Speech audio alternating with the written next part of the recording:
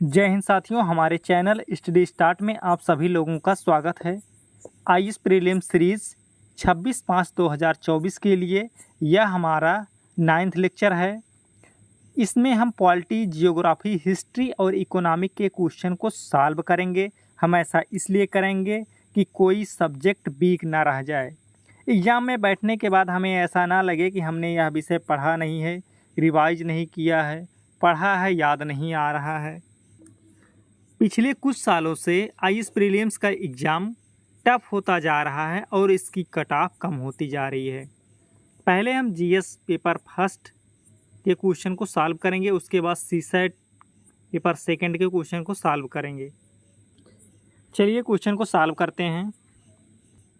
Subject है भारत का भूगोल और टॉपिक इसके अंतर्गत अपवाह तंत्र। यह क्वेश्चन आईएएस प्रीलिम्स 2017 का है। क्वेश्चन है, तीस्ता नदी के संदर्भ में निम्नलिखित कथनों पर विचार कीजिए।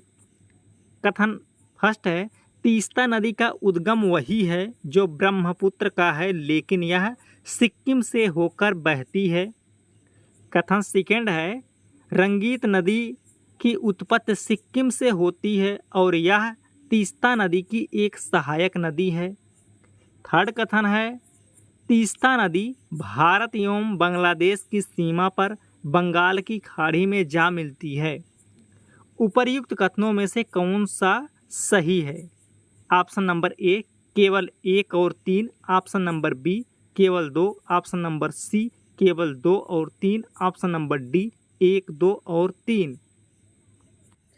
कथन था फर्स्ट, तीस्ता नदी का उद्गम वही है जो ब्रह्मपुत्र का है, लेकिन यह सिक्किम से होकर बहती है। तीस्ता नदी का उद्गम पावहुनरी हिमनद से हुआ है, जबकि ब्रह्मपुत्र नदी का उद्गम तिब्बत के दक्षिण में स्थित मानसरोवर झील से हुआ है। इसलिए यह कथन गलत होता है। रंगीत नदी की उत्पत्ति सिक्किम में होती है और यह तीस्ता नदी की एक सहायक नदी है। यह सही है। रंगीत नदी की उत्पत्ति सिक्किम में होती है और यह तीस्ता की सहायक नदी है। यह एक सदा नीरा नदी है और गर्मियों में हिमालय की पिघलती बर्फ तथा मानसून में वर्षा द्वारा इसे जल की प्राप्ति होती है। थर्ड कथन देखते हैं, तीस्ता नदी भारत एवं बांग्लादेश की सीमा पर बंगाल की खाड़ी में जा मिलती है। यह गलत है। तीस्ता नदी सिक्किम और पश्चिम बंगाल में बहती हुई बांग्लादेश में प्रवेश करती है और ब्रह्मपुत्र नदी में मिल जाती है तथा यह संयुक्त रूप से बंगाल की खाड़ी में गिरती है। सही ऑप्शन है ऑप्शन नंबर बी केवल 2। सेकेंड, मैप में देखिए तीस्ता नदी, यह सिक्किम स्टेट है। चलिए इसकी व्याख्या दिखा देते हैं। तीस्ता नदी का उद्गम पाहुनरी हिमनद से हुआ है, जबकि ब्रह्मपुत्र नदी का उद्गम तिब्बत के दक्षिण में स्थित मानसरोवर झील से हुआ है। सेकेंड कथन था, रंगीत नदी की उत्पत्ति सिक्किम में होती है और यह तीस्ता की सहायक नदी है। यह एक सदा नीरा नदी है और गर्मियों में हिमालय की पिघलती बर्फ तथा मानसून में वर्षा द्वारा इसे जल की प्राप्ति होती है। थर्ड कथन है, तीस्ता नदी सिक्किम और पश्चिम बंगाल में बहती है। यह जो है सिक्किम और पश्चिम बंगाल में बहती हुई बांग्लादेश में प्रवेश करती है और ब्रह्मपुत्र नदी में मिल जाती है तथा यह संयुक्त रूप से बंगाल की खाड़ी में गिरती है। भारत का भूगोल से सेकंड क्वेश्चन है कि निम्नलिखित में से कौन सी ब्रह्मपुत्र की सहायक नदी है? कथन एक है दिबांग, सेकंड है कमेंग, थर्ड है लोहित। नीचे दिए गए कूट का प्रयोग कर सही उत्तर चुनिए। ऑप्शन नंबर ए केवल एक, ऑप्शन नंबर बी केवल 2 और 3, ऑप्शन नंबर सी केवल 1 और 3, ऑप्शन नंबर डी 1, 2 और 3। सही ऑप्शन नंबर डी 1, 2 और 3 तीनों सही है। ब्रह्मपुत्र की सहायक नदी दिबांग है, कमेंग है और लोहित है। ब्रह्मपुत्र नदी चेमयंगडुंग हिमानी से निकलती है। यह हिमानी मानसरोवर झील के दक्षिण पूर्व में लगभग 100 किलोमीटर की दूरी पर स्थित है। तिब्बत में इसे सांगपो कहते हैं तथा अरुणाचल प्रदेश में दिहांग के नाम से प्रवेश करती है तथा सदियों के निकट असम घाटी में प्रवेश करती है, जहां से इसे ब्रह्मपुत्र नदी कहते हैं। यह एक पूर्ववर्ती नदी है। पूर्ववर्ती कहने का मतलब है भारत के पूर्वी क्षेत्र पर। इसकी कुल लंबाई 2900 किलोमीटर है।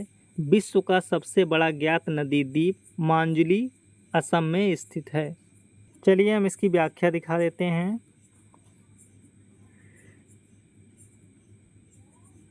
ब्रह्मपुत्र नदी चेमयंगडुंग हिमानी से निकलती है। यह हिमानी मानसरोवर झील के दक्षिण पूर्व में लगभग 100 किलोमीटर की दूरी पर स्थित है।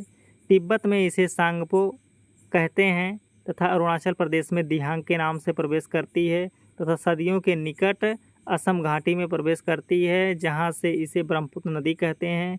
यह एक पूर्ववर्ती नदी है। इसकी कुल लंबाई 2900 किलोमीटर है। विश्व का सबसे बड़ा ज्ञात नदी द्वीप मांजुली असम में स्थित है। ब्रह्मपुत्र की सहायक नदियां जो है सवनसिरी, भरेली, मानस, दिबांग, लोहित, धनसिरी, कमेंग, रैदक, पगलादिया, कोपली हैं। चलिए हम भारतीय राज्य व्यवस्था एवं शासन से, ये सब्जेक्ट है और इसके अंतर्गत मौलिक कर्तव्य से क्वेश्चन हैं, उनको सॉल्व करते हैं। क्वेश्चन है निम्नलिखित कथनों में से कौन सा भारतीय नागरिक के रूप में कर्तव्यों के विषय में सही है।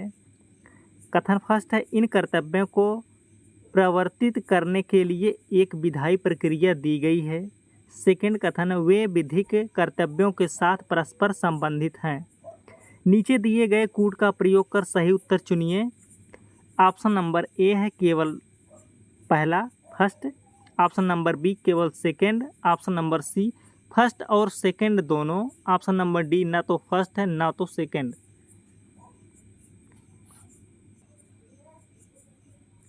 चलिए व्याख्या देखते हैं। मूल कर्तव्यों को प्रवर्तित करने के लिए संविधान में ना तो कोई विधायी प्रक्रिया दी गई है और ना ही विधिक कर्तव्यों के साथ परस्पर संबंधित है। भारतीय राज्य व्यवस्था एवं शासन से दूसरा क्वेश्चन है कि भारत की प्रभुता, एकता और अखंडता की रक्षा करें और उसे अक्षुण्ण रखें। यह उपबंध किसमें किया गया है। ऑप्शन नंबर ए है संविधान की उद्देशिका, ऑप्शन नंबर बी राज्य की नीति के निर्देशक तत्व, ऑप्शन नंबर सी मूल अधिकार, ऑप्शन नंबर डी मूल कर्तव्य। चलिए इसकी व्याख्या देखते हैं। भारत की प्रभुता,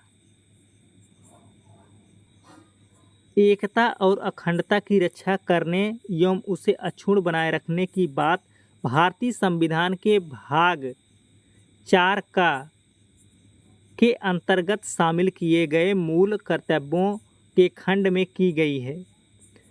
ज्ञातव्य है कि अनुच्छेद 51 का में भारत की प्रभुता, एकता और अखंडता की रक्षा करने और उसे अक्षुण्ण रखने का प्रावधान शामिल किया गया है। भारतीय संविधान में मूल कर्तव्यों का प्रावधान मूलतः शामिल नहीं था, बल्कि इसे 42वें संविधान संशोधन अधिनियम 1976 द्वारा जोड़ा गया।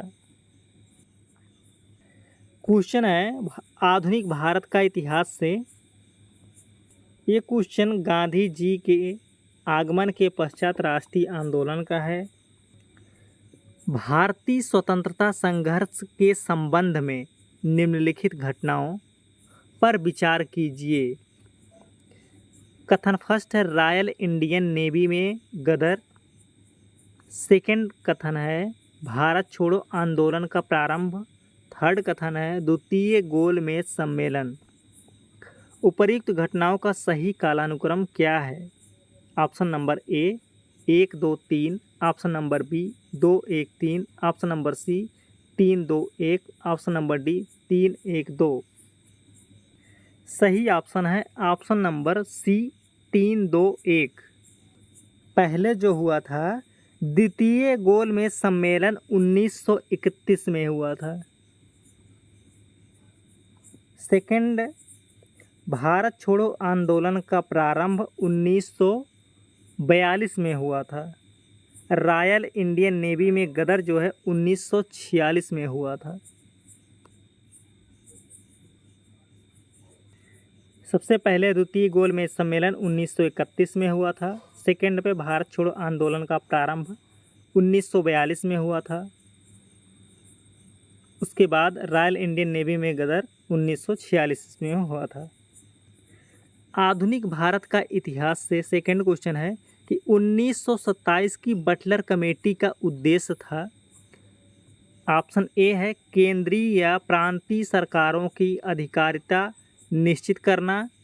बी है ऑप्शन नंबर भारत के सेक्रेटरी ऑफ स्टेट की शक्तियां निश्चित करना। सी ऑप्शन है राष्ट्रवादी प्रेस पर सेंसर व्यवस्था अधिरोपित करना।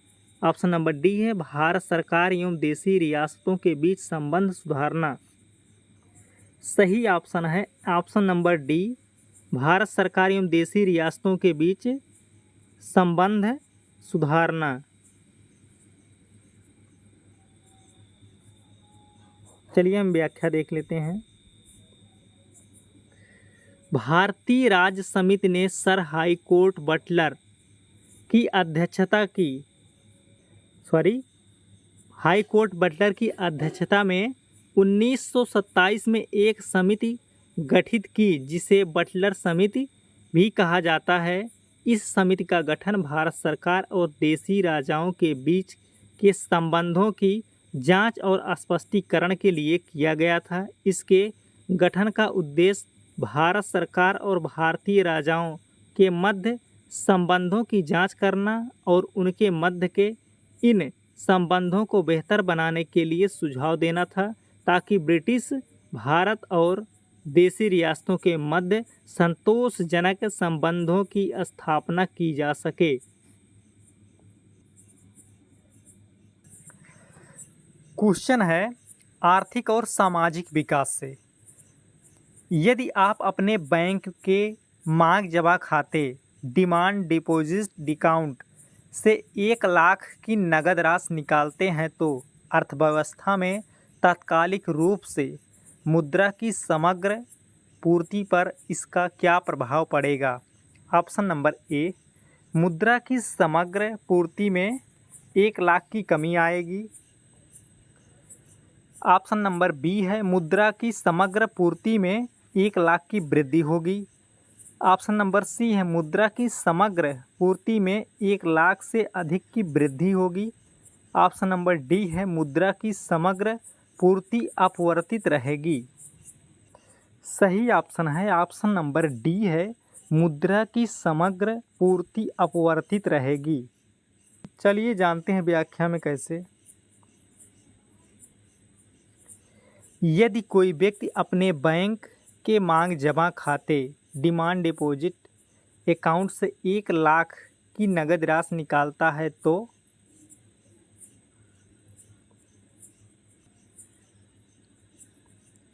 अर्थव्यवस्था में मुद्रा की समग्र पूर्ति अपवर्तित रहेगी। उदाहरण के लिए अर्थव्यवस्था में मुद्रा की कुल पूर्ति 3 लाख है जिसमें जनता के पास मुद्रा के रूप में 1 लाख है। बैंकिंग प्रणाली के पास मांग जमा के रूप में मुद्रा की कुल पूर्ति 1 लाख एवं आरबीआई के पास अन्य जमा राशि के रूप में 1 लाख। यदि जनता बैंकिंग प्रणाली से 50,000 निकाल लेती है तो मुद्रा की समग्र पूर्ति के रूप में जनता के पास 50,000 है।